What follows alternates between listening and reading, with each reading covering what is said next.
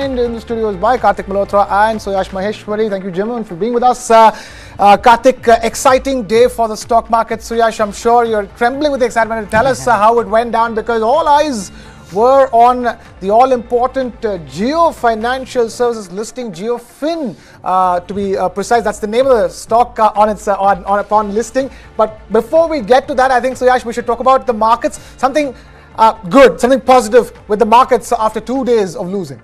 Definitely, and we have to also understand that the market was on a 4-week losing streak, right? So Indian markets managed to snap that current two-day losing streak and ended with modest gains in today's session. Now Sensex was up about 0.41% at 65,216 levels, whereas Nifty 50 rose about 0.43%, marginally below the 19,400 levels.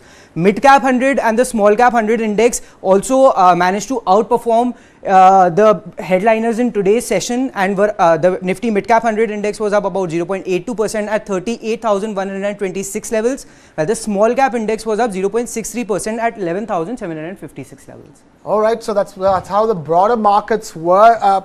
Before we get into JioFin again, let's talk about the bigger stocks that were in action for the day as well, so that we understand what exactly was moving the markets really for this trading session. Definitely. So most of the sectors ended in the positive territory today, apart from Nifty PSU banks, which saw some profit taking after a couple of weeks of rally. Nifty Media was also under pressure at about 0.29%. But now Nifty IT and Nifty metals were among the gainers. They logged gains of over 1%. Nifty IT was up 1.09% and Nifty metal surged 1.3% in today's session. Now, if we look at the gainers and losers today, among the gainers on Nifty were Bajaj Finance. Bajaj Finance gained about 2.75% in today's session after Jefferies reiterated its bullish stance on the stock. Jefferies has a buy target of about 3,830 rupees on the stock, which gives an upside of about 25% from today's closing. Right. Power Grid Corporation was also in the news. It was up about 2.66%. Adani Ports and Adani Enterprises continue to do well. Actually, we have seen broad-based buying in all Adani stocks in the last 3 sessions. Adani Ports was the top gainer today. It gained about 2.59% after on August 17th, GQG picked up another 2.2 million stake in the company and raised its holding to 5.03%. Adani Enterprise also saw there was a rub-off effect on all Adani stocks. Enterprise was up about 2.31%. Other than that, Hindalco also gained about 2%. Now, among losers were Jio Financial Services, which was down 5%. We'll talk about it. I know. Reliance stock also saw some correction. It was down about 1%. Mahindra & Mahindra fell about 0.91% after the company decided to recall about 1 lakh XUV units on a potential wiring issue. Britannia also saw some profit booking and was down about 0.75%. Bajaj Auto also ended today's session 0.36% lower. All right. Quite the story as far as Adani Ports and Adani Enterprises is concerned, isn't it, Karthik? Especially after Deloitte, their official auditor, exited the group by exiting Adani Ports and SEZ. Things were looking very grim. They were down to the same kind of lows that they witnessed when the Hindenburg research report first came out. And look at the turnaround that's happened. So I think what's happening really, Krishna, is that GQG is trying to pick up the right valuation, right being quote unquote, with Adani, and not just Adani Ports. Last week we also saw Adani Power, GQG upping its stake and buying almost 7.7% of the 8.1% that the promoter family had shed. So GQG is looking at getting the right valuation right now, maybe in a run up to the end of the month, SEBI hearing at Supreme Court, where the final disclosure of whatever SEBI has been able to investigate in the Adani Hindenburg saga comes to some sort of a fruition. So it looks like GQG is going long on Adani right now, despite Adani being in the eye of the short selling storm. But GQG seems to be going a little long on Adani right now, picking up whatever best value they are able to arrive at right now, and hoping that things turn positive and these bets pay off at the end of the month. But will that really happen? We really don't know, because the hearing was initially scheduled for the 14th of August. Another 2 week of hiatus there, hoping that by the 29th of August we should have some sort of a closure on the Adani Hindenburg issue. And even the stocks, they are trading at considerable discount to 24th January's closing price. Now, if we talk about the Hindenburg report, there were two major concerns raised by Hindenburg. First, that the company is over leveraged. Second, that the company is involved in malpractices, stock market manipulation. Now, as far as market manipulation concerns go, we'll hear about it from SEBI's report in a week's time or so. But as far as the concerns about leverage of the company being over leveraged, Adani group in the past 6 months have worked to strike a balance between growth, deleveraging its books, and also maintaining a capex. Now, the company has prepaid some of its loans, refinanced a lot of its loans, raised so much like thousands of crores from marquee investors like GQG. So it seems like investors are taking some respite that at least leverage concerns right now have is not a big concern for the market because the company stands well capitalized. I think the third issue was about MPC, the 25% minimum public shareholding, and I think SEBI is going to try to figure out that whatever public holding was there, how much of that was actually linked to the promoter family or friends and associates of the promoters, and that is where, if you remember, it had hit what was referred to as the opaque structures. So it was difficult for SEBI to go beyond those opaque structures to try and discover who's the last beneficiary of those stocks in Adani Group. Right. I'm guessing, if before discussing Jio Financial Services and what happened to the Reliance stock, on the day of its listing, the only that the market's, big, focus in the market this morning was, of course, Titan, because of the massive CaratLane acquisition. They've upped their stake to the point where now they've acquired all of CaratLane. Titan is the new owners of CaratLane. But Suyash, we both don't need to tell the audience the importance of a stock like Titan, the much storied stock of Titan. How do you rate what happened with the Titan stock in this trading session? So, basically what happened today was Titan acquired an additional 27% stake in CaratLane.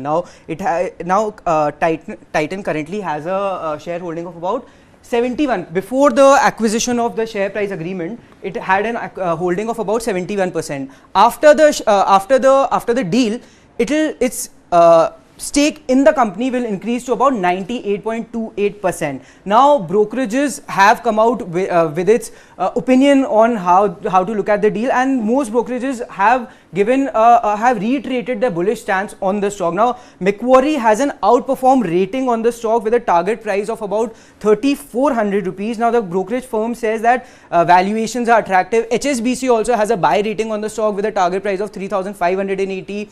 JP Morgan is overweight on the stock with a target price of 3,260 rupees per share. Another one is CLSA, which assigned an outperform rating as well with a target price of 3,270, saying that that Titan is now focusing on building CaratLane as an integral component of its jewelry business, which will bode well for the company and for CaratLane as well. All right, quite the acquisition, the biggest of its kind in recent times. At this stage we have Mr. Rajesh Agarwal, Head Research, AUM Capital Market Private Limited, now joining us live on the broadcast. Mr. Rajesh Agarwal, thank you so much for taking time out to be with us here on Business Plus on News 9 Live. Tell us first up your thoughts on the day's trading session. Markets snapping a losing streak with some big gainers for the day in the form of especially the Adani stocks. Good afternoon.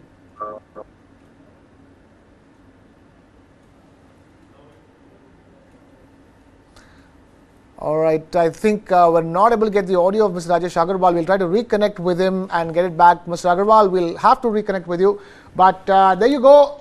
At closing bell on Monday, Nifty up 0.5%, almost in the green, and the Sensex and the Nifty mid cap and the Nifty small cap as well. That's how the markets rounded out the day's trade. We have Rajesh Agarwal reconnected, I believe. Rajesh, if we can hear you right, if you can unmute us, unmute for us, because we're trying to hear you. We can see you all clear. Hello. Yes, we can hear you now. Wonderful. Please go ahead, sir. Yeah. So what I was trying to say is, after it took support at 19,250 on Friday, that was a 200-day EMA. Market is trying to gain strength, and once it crosses 19,420, I think it would be gaining further strength. But the problem is coming from Bank Nifty side, because what we have always felt that market is like a bicycle, having two wheels. One is Nifty and the other one is Bank Nifty. Unless one performs, I don't think the market is going to go ahead very far. But yes, stock-specific action would be there. There are some concerns regarding Chinese economy, IIP being disappointing, rupee touching 83.42 on Friday. These were some of the concerns, but I think going forward, all global investors will be looking ahead on Jackson Hole meeting on the speech of Mr. Powell. So anything positive from that side would be a big trigger, because we are lacking triggers on the domestic market as such, because all results have been over, RBI meeting is over, macro data is done with. So I think people are looking towards global cues to go ahead. Okay. At this stage, how would you rate what's happening with the Adani stocks with all the millions and billions being pumped in by GQG? All right, I think we lost your audio again, Mr. Agarwal. We'll have to reconnect with you. If you can just unmute yourself, sir. Mr. Agarwal. No, I think we seem to have. Right, I think we seem to have lost a connection. Mr. Agarwal, if you can hear us, we're not able to hear you. If you can unmute yourself, it'll be great. I can hear you. Yes, please go ahead, sir. Yeah. What I was trying to say is Adani group stock has taken quite a beating from the January highs, and a lot of them are trading at a good valuation at this point of time. I would say the numbers have been good in some companies like Adani Power and all. They have announced capex around 2,000 crore in transmission, GQC, and taken stake on some of the companies, and some bottom fishing is going on. We are bullish on some of the companies like Adani Ports, Adani Enterprise, Adani Wilmar, even Ambuja Cement. These can be taken by investors who have a good risk appetite and can hold for a medium to long term horizon. All right. The only thing left to discuss as far as markets today, because all eyes this morning when trade opened was on the Jio Financial Services listing. At the end of the day, Jio Financial Services, or JioFin as it's called on the stock exchanges, ended being one of the top losers for the day, down 5% in trade, along with the Reliance Industries stock tanking as well. See, this was basically because some ETF or fund house would be selling in the near future, news of that. But what I feel is going forward, if somebody has a long-term view, it's one of the must-hold stock in one's long-term holding, because they have a huge database from telecom and retail, which at their disposal, which they are going to leverage. They are going to be the third largest financial service company. They might attract new investors going forward, as we have seen in the past in case of retail and Jio. They are holding 6.1% stake in Reliance Industries. Mr. Kamath, Mr. Hitesh Sethia, Mr. Chiranding Sith Atra of SBI, all in the help. I think things are looking very bright. And not to forget, they have made tie-ups with Blackstone for launching an AMC. People are just looking forward to any clarity on the business model of the company. But for a longer term horizon, we think it's giving a good buying opportunity. If tomorrow again it goes down by 5%, it would be a buying opportunity for investors who are looking to hold for maybe 12 to 18 months. Sir, as far as JFS is concerned, it seems that the listing has disappointed streets, because in the grey market, Jio Financial Services stock was trading with a premium of about rupees 50 at about 300 rupees. So how did you see the listing today? See, basically what happens in grey market is a lot of optimism is built up. We have seen in the past also many unlisted companies traded at a huge price, a huge valuation, and when the IPO came, it came at a discount. So comparing prices of unlisted market or a grey market to formal, but as I said earlier, I would like to reiterate that this is giving an opportunity to long-term investors to get hold of Jio Financial Service. Sell-off in Jio Financial Services to continue at least till August 24, till the stock is dropped from the Nifty index, because ultimately passive funds will be selling the stock. Right. So a 5% lower circuit tomorrow and day after tomorrow, and then maybe we'll see the stock settling down. I hope so. Because any price we are over very there bullish on the long-term prospects. The short-term price movements can't be predicted as such. And more so because it's a newly listed company, it listed today only, so we do not have any price data with us. I mean, as far as valuations are concerned, it is considered like at least cheaper than Bajaj Financials, which is trading at about 8 times of its book value, whereas at today's closing of about 1.58 lakh crore, Jio Financial Services is trading about 6 times its book value. Of course, you said it right. It's trading at a discount to Bajaj Finance, but then Bajaj Finance has got a hold on its retail finance business, which is going up like anything. Yes, it would face some competition from Jio going forward, but we are still awaiting the business model to be announced. At this point of time, what we know is they are going to launch an AMC and they are holding stock of Reliance Industry. But the prospects being very good, more so because Mr. Kamath and, as I said, Mr. Kamath, Mr. Ishtet Sethi and all are on the helm. So we are very bullish on this. Right. The only thing is that all the bullishness is there, but the question keeps going back. What exactly is Jio Financial Services? What does it offer? All of it right now is driven by the names and the sentiment that is associated with Jio Fin. And if it is an AMC, how long before we see some action on that front? Because they would require a license from SEBI to initiate its offerings as an AMC as well. And what we understand, it would take anywhere between a year to 2 years before a financial services product from the group hits the market, albeit with BlackRock. Of course, and as I said, they have a huge database of Reliance Jio and retail with them. And what I believe is they are going to leverage the Kirana merchants to extend their loans and all. So that may be a great business to going ahead. Right. We'll leave it at that. Mr. Rajesh Agarwal, Head Research, AUM Capital Market Private Limited. Thank you so much for taking time out to join us here on Business Plus on Newsline Live and help us break down the day's trading session at the stock markets. And with that, we move away from Dalal Street to Market Street. Yes, the street. The bazaar, the literally. Real bazaar. Right. It's time for Thalinomics again because after tomatoes, now onions are on the onion prices, so to speak, are on the boil, Karthik, and the government has wasted no time. The moment there was a spike, the government has stepped in, taken a series of measures. But the fact of the matter is that one of those measures hasn't gone down well with the onion farmers in the country. Absolutely, Krishna. So I think the government was very clear in trying to ensure that it's able to ebb the rising onion prices, which was selling at about 30 rupees a kg. The government, 35 rupees a kg. The government wanted to hem it down to 25 rupees a kg.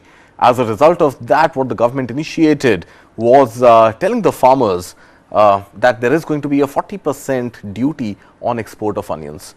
So not making it lucrative for farmers to sell their produce outside of the borders of India and making it totally non-lucrative for them to earn any revenue by way of exports and keeping all their produce only for the domestic market. Now, as a result of that, the farmers and the farmer producer organizations are up in arms against the government, stating very clearly that they are not going to auction their produce of onions in the open market. Now, I think all this is stemming out of desperation from the end of the government to try and tame inflation, food inflation particularly, which affects every citizen and in an election year, every voter. So it's at that juncture where good economics is being replaced by bad economics perhaps, for good politics, but I think we need an economist to answer that even better. Oh, we do need one economist, and we do have one. In fact, joining us live, Karthik, we have Mr. Karan Bhasin joining us live on the broadcast here. Karan, thank you so much. As always, pleasure having you here on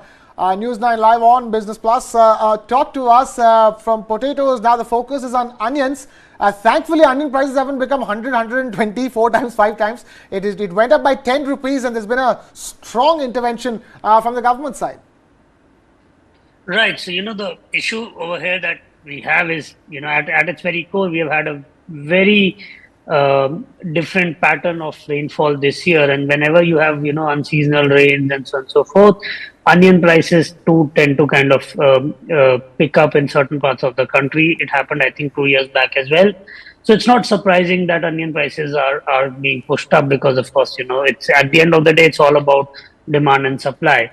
What is particularly important to stress here is that had we, not gone back on the farm laws, had we not, reversed the changes to the Essential Commodities Act, etc., probably farmers could have benefited from the new laws, which would have restricted government's ability to intervene in markets, and would have also, enabled a more robust and efficient supply chain to come in which case both consumers and producers would have benefited. But the fact that we didn't allow that to happen means that essentially we have a situation where when prices go up, there would be political pressure that the government would face, given that most of the countries are net buyer of food products, and they will have to intervene in order to keep prices low. And that's essentially what they're doing, because the problem with food inflation is that when we talk about inflation, a key component of it is also expectations. And in India's case, if you look at the expectation survey, and I've done quite a bit of work on this over the last 2 years, hopefully some of which should be out in public domain soon. A lot of the food inflation feeds into expectations, and that kind of makes higher inflation expectations entrenched into the system. And once that happens, even RBI is kind of in a situation where it needs to tighten more and more, thereby increasing, the cost of existing installments. EMIs would have to adjust, tenures will have to adjust, and so on and so forth. So that contracts household balance sheets. So I guess there's not much option or not much policy levers that are available with the government, since it is likely that onion prices would be volatile going forward. And I think the decisions that have been taken keeping it in mind that there is political pressure, and then there's also economic consequences of not doing enough at this moment to arrest prices from going up before expectations become well entrenched into the system. Hi Karan, nice to connect with you after a very long time. I just wanted to pick your brains on on some issues that I've been trying to battle with in my head. Number one being that, of course, you mentioned farm laws, and farm laws for whatever reason did not go through, and there was enough and more protest against farm laws, which sort of got the government to take a step back. But even in a bad monsoon, if government would have been perhaps the only buyer, even at a higher MSP, farmers would not have really been able to sell outside of what the government paid them, or the pressure of low supply in any case would have got the government also to shell out perhaps more money to procure those farm products. But anyway, let's keep farm laws aside for now. I want to understand tactically in the arsenal of the government or the decision makers, policy makers, what are the tools available to actually hem in inflation? RBI, I believe, cannot do much at this juncture, because by way of any further tightening, only the demand side could get hemmed in. But on the supply side, which is the crux of the problem on food inflation right now, which is headline inflation, the RBI has got practically very little influence on how to foster supply. And on the fiscal front, aren't these export restrictions and upping the duty on any export or vegetable practices going to in some way maybe help tame inflation at the cost of economic growth? We are also talking about our exports getting cut because of these government pressures. Right. So, it's a very different and challenging global economic environment that we are in, because you're right. The RBI essentially has this interest rates as one of the policy levers that they have, and that is not going to be enough to tame food inflation. And a lot of this is because of unseasonal rain and, bad monsoon and so on and so forth. But at its core, essentially it's the government which will have to step in, because they still have more fiscal policy levers available with them. The challenge, though, is that if they were to use, say, a tool like MSP, for every 10 percentage point increase in MSP, of weighted average kind of basket of the agricultural produce in it, you end up having a 2.2 percentage point increase in CPI. So over there also, they're more and more constrained, because if you do increase MSP, you're expanding your fiscal, or you're relocating money from one area to another, and at the same time your interest cost is going to go up, because if inflation picks up, interest rates would go up, and that would further squeeze fiscal space available with the government. So more than anything else, right now with the government, Karan, what is it that the government can practically do to tame inflation at this juncture without compromising on growth prospects? Well, I mean, essentially, you want to keep prices in check, but at the same time, you also want to ensure that you have enough supplies to begin with. And the only way to do that would actually be to allow imports to begin with. And that would, of course, create downward pressure on prices. And you're right, growth would, at least export growth would suffer as a consequence of this. But the challenge really is that if you don't do that, the counterfactual would actually be much worse. So you're really in a situation where there's not much choice available than to restrict exports, and at the same time, hopefully at some point, open up imports of these particular commodities where you see variable pricing. But I Karan, do, however, expect. wouldn't that run into a challenge of its own? Because the moment we go to the world asking them to export vegetables to us, they would counter us by saying that, hey, why don't you open your rice exports and your sugar exports back to the world? And that again becomes another challenge, because we want to keep on holding on to our reserves of rice and sugar, again to tame the same inflation. And then if you're forced to export them as a reciprocal of the rest of the world exporting vegetables to us, we run into the same catch-22 situation. Right, but there's a difference here. When India did restrict our exports, it was done not just with the objective of price stabilization domestically, but also with the objective of using it as a strategic or a geostrategic policy lever, because we are still giving rice shipments and sugar shipments to countries, but we're doing it through our diplomatic route and through government to government kind of agreements rather than allowing market forces to operate.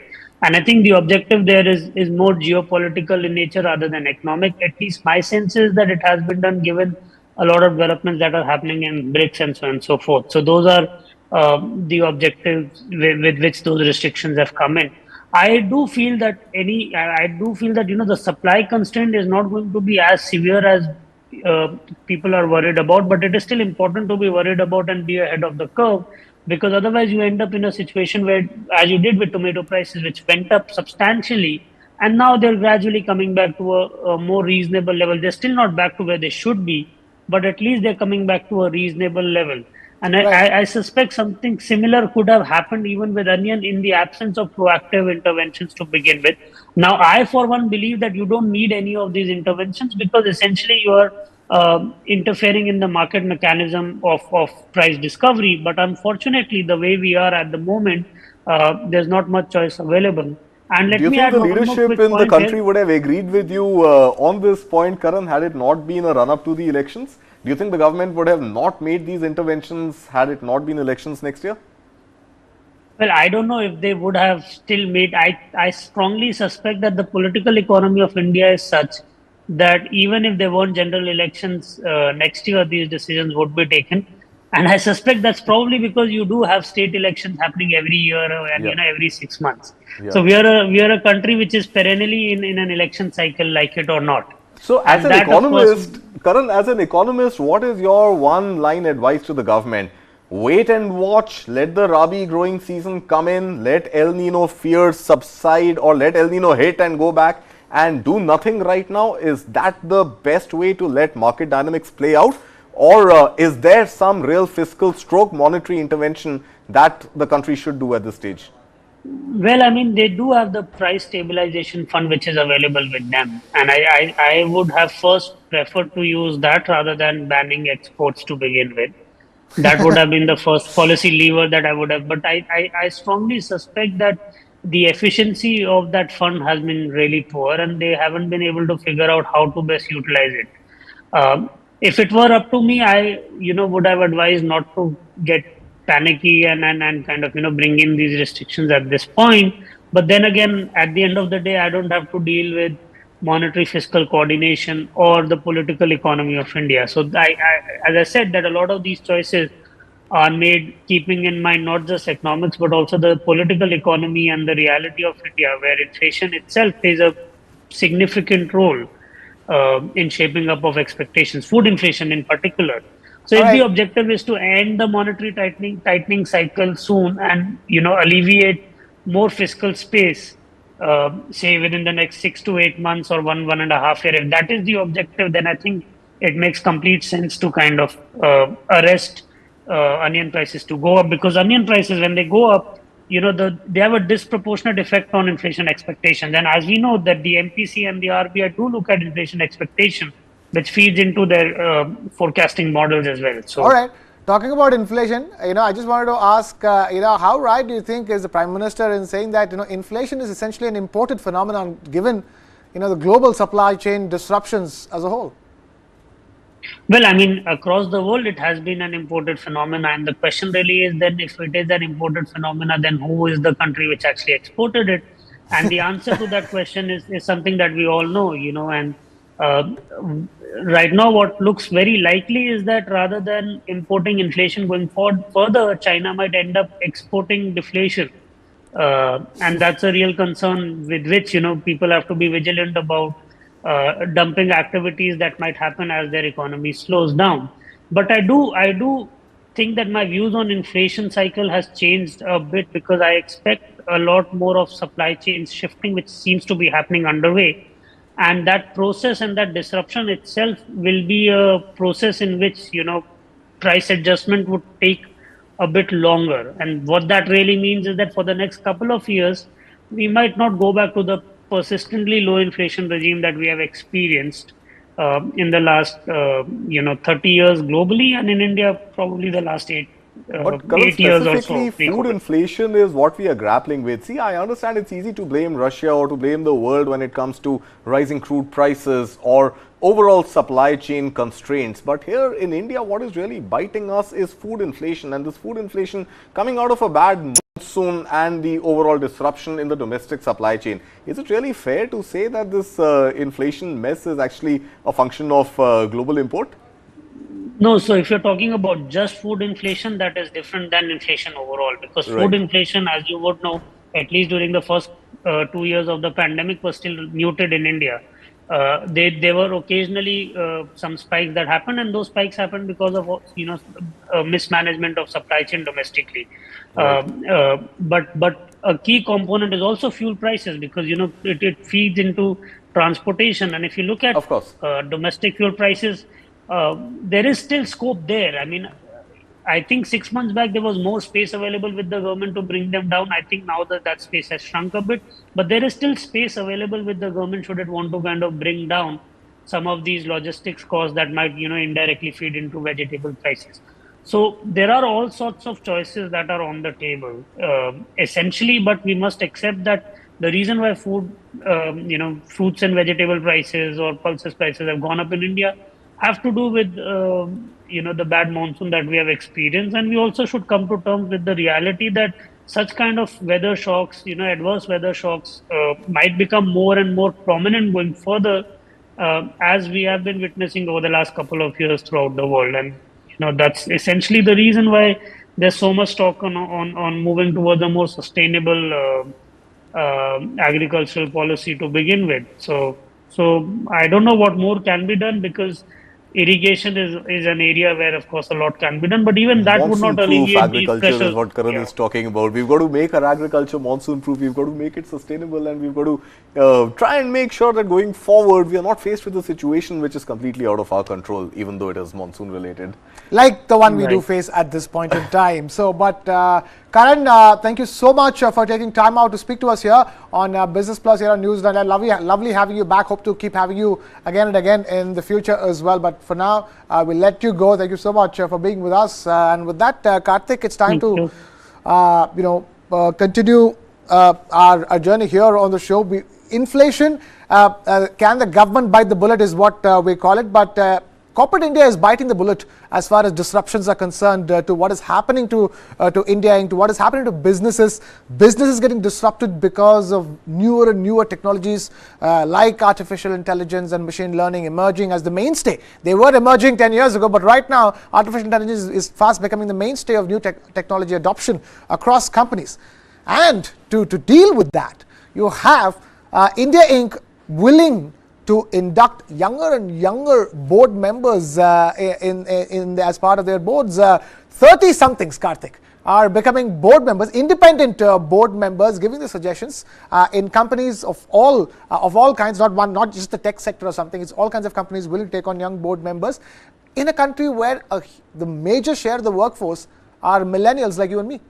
So, Krishna, I think biting the bullet is where we started from. Thankfully, the folks who are biting the bullet, the youngsters who are biting the bullets are not just frontline workers anymore. They're pretty much the strategic leaders trying to draw up the vision for companies sitting in the boardrooms.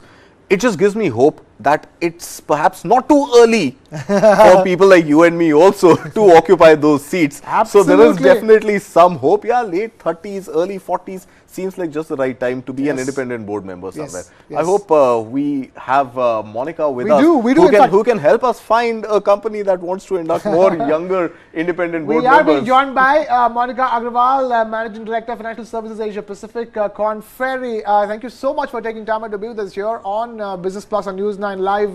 Monica, talk to us. This trend is an extremely heartening trend, and also in a sense the perfect response to the VUCA world, or volatile, uncertain, complex and ambiguous world that we live in.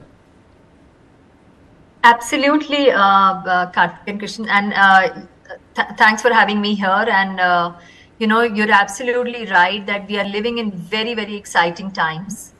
And I think Exciting is a nice word, Monica. It's like the Chinese proverb that says, "May you live in interesting times." We're living in interesting times, don't we? 30-something board members. Who would have thought? Yeah, absolutely. And you know, I mean, let me just give you a context on what's really happening. I think you may have read about something I you know, spoke about just over this weekend to another publication. There are about 1,600 board members across the India Inc. listed companies whose second terms are coming to an end in the next 12 to 18 months. And that's very, very relevant, because what normally would have been a threat to corporate governance sustenance has actually become an opportunity. You know, because this is a time to reboot, and frankly, companies are becoming very, very aware that their boards also need to reflect what the mix of their employees and customers is. And as you know, we are a young country.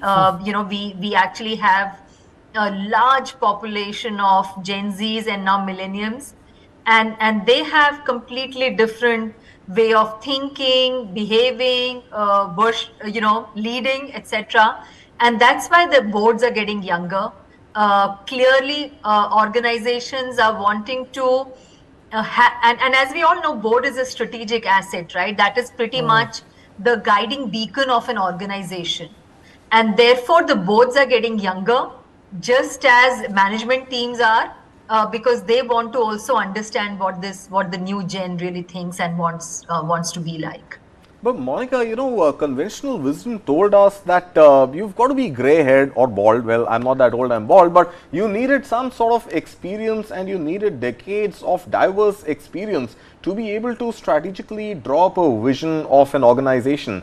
And that seems to be something that is getting replaced by the youth. In your experience, and you deal with the personnel of all levels at your company and at your client's end. So, you know, given your experience, while youth would understand the needs of the youth, would the youth have the right experience to draw up the right business strategies and corporate governance at a time?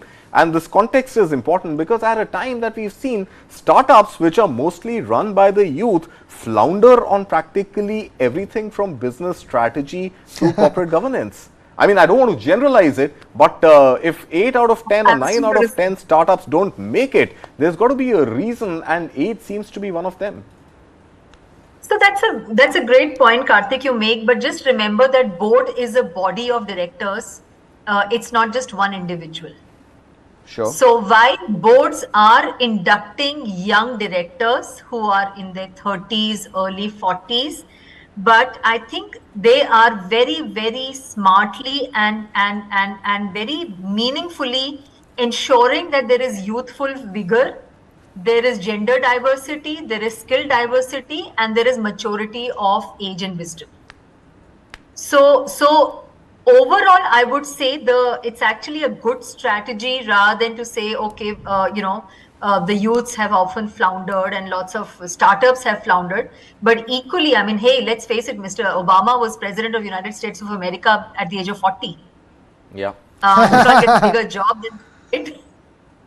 right? And we are getting younger prime ministers as well in the United Kingdom. The youngest prime minister that they've had as well. It's all getting younger for sure. But the question here is that in terms of work culture, it will be a challenge to when you have a board where one half or at least the overwhelming majority is in the 50s, 60s, and the other half is in the 30s.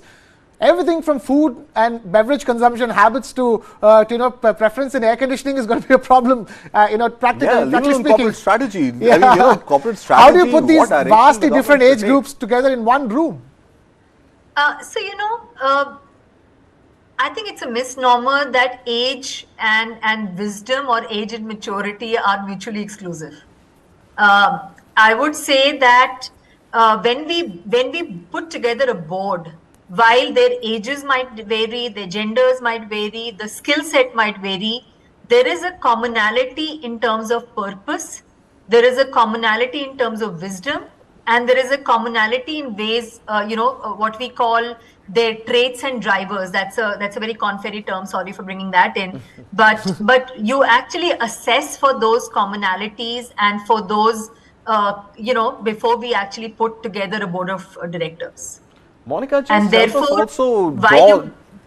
just help us also arrive at this another sort of conclusion here, that is it fair to assume that most of these youngsters are part of the family or related to the family running these businesses, or are these organically picked up on merit? How does the youth in the board look like today as far as their generational sort of lineage with the promoters? Fair enough. Just to add to that question, because I'll tell you what, I've been watching social media ads come up where they say you can actually take certificate courses to become independent board directors. Now that's being offered to people at large, general public, whoever wants to take up that course and become an independent board member. So if you're going to evolve to a stage where we're going to have young people being given a seat on the board because of a little quota for young people on the board, how is it going to work? Are you going to see more family business members taking precedence over those from the fair competition category? Well, I think we are confusing a board of director with an independent director. Okay. So a lot of the family prodigal sons and daughters are typically maker for what you call a non-executive director, right? Or a nominee director. Whereas what we are looking for, or what we help India Inc. find for, and that's where I think one of the examples is Arjun Mohan, for instance, who is the former CEO of Upgrad. He's 37, but he's already on 2-3 boards of diverse kind of organizations, as an example. So I think even at independent director level, there is a sort of need that the organizations are feeling to get younger talent in or younger leaders in. But the two are diverse sets. The promoters do induct the family members as to groom them to be eventual leaders, but the independent directors are also getting younger. It's all heading in the young direction is the word coming in. Thank you so much, Monica, for taking time out to speak with us here on Business Plus on News 9 Live. Pleasure having you. Hope to keep having you again and again on the show going forward as well, on as many varied and interesting topics that we can talk to you about. But for now, we'll let you go. Thank you so much, Karthik. And with that, we have completely run out of time, really, on the show. It's been a pleasure having you on the show as well. The wrap is from my side. This is Krishna Kumar signing off. Keep it with News 9 Live.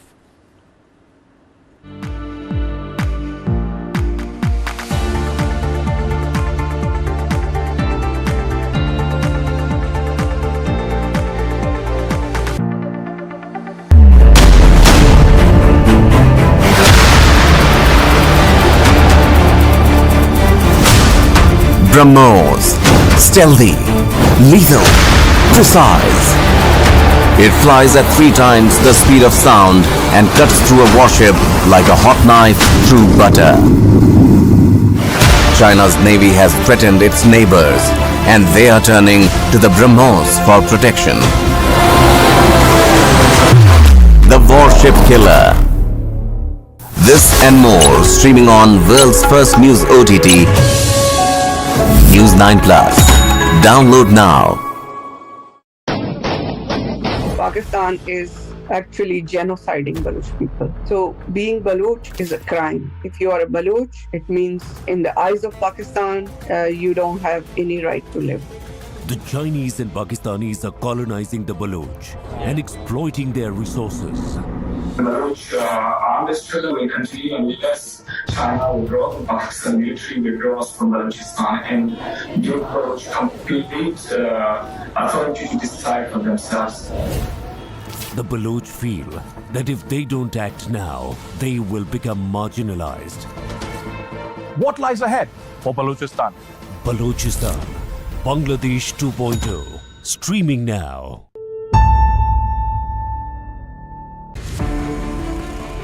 Ruthless, ambitious, manipulative, powerful. That's how the world knows Xi Jinping. And he's got even more powerful now. What drives China's supreme leader?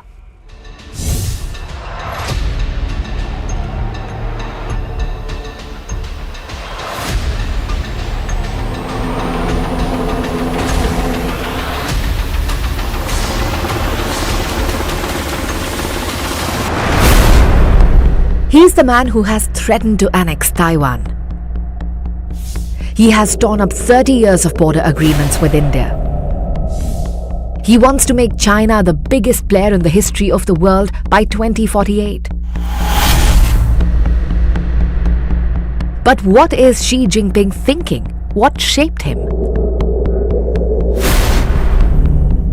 What's made him the most feared Chinese leader since Mao Zedong? A few key events in his childhood shaped his personality. When Xi was 10, the Chinese Communist Party purged his father, Mao's trusted lieutenant, Shi Zongjun.